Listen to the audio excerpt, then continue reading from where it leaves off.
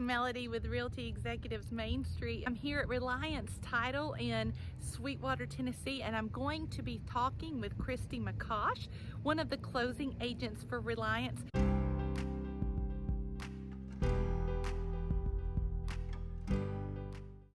This is Christy McCosh with Reliance Title here in Sweetwater, Tennessee. It is on the purchase and sale agreement. There is a section D that is for seller expenses and buyer expenses, and then there's title expenses.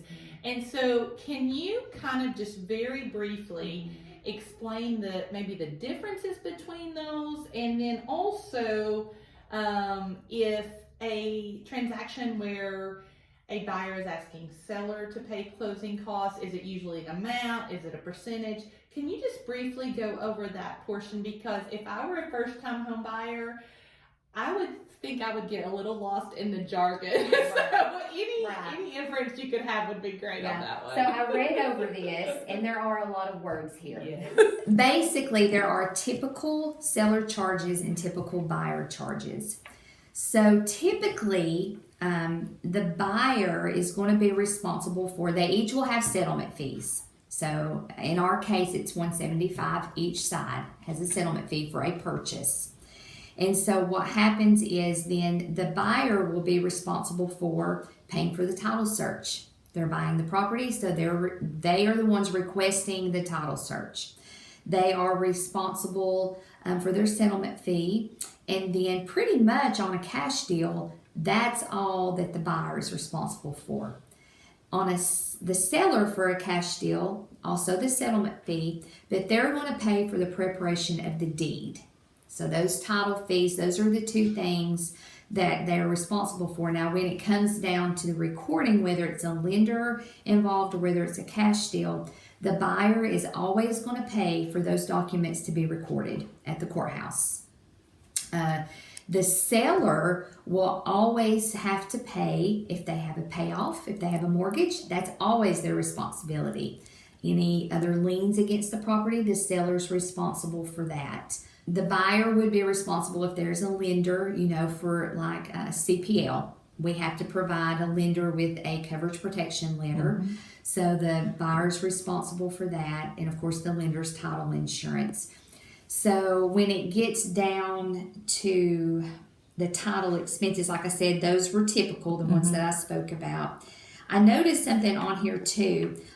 I will say that if you have questions about how your proceeds as a seller will affect you tax-wise, consult your CPA. Yes. We are not, we do not give tax advice. So if you have questions about, will this sale cause me to have to pay a lot in taxes next tax year, contact your CPA. They're the ones that can give you guidance on that. Sure. Do you normally, if it's where the buyer's asking the seller for closing costs, or what, is it usually an amount or a percentage? Okay, the contract reads, there's a stipulation that the seller is giving the buyer a $4,000 credit. Or 2% of the purchase price.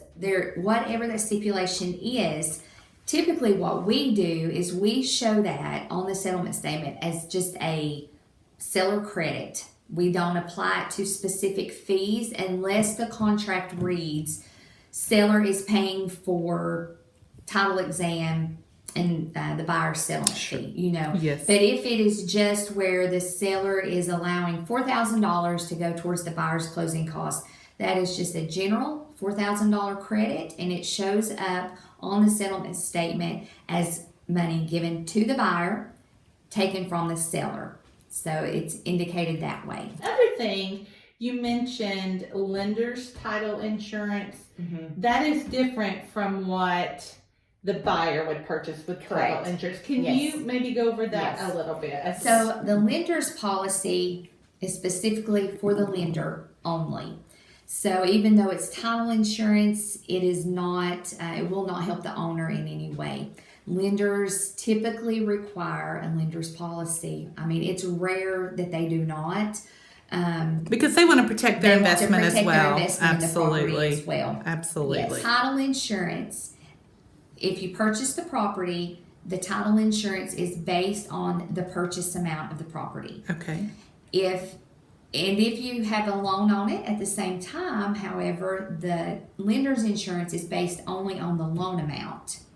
So there's a simultaneous issue, so they take into account that the lender is getting a lender's policy. You might want an owner's policy, so you get a simultaneous issue rate. It's always better to go ahead, if you get a loan, go ahead and you're going to get a better rate. Absolutely. It's kind of like 2 for 1 kind of thing. Yeah. Perfect. Also my email and phone number.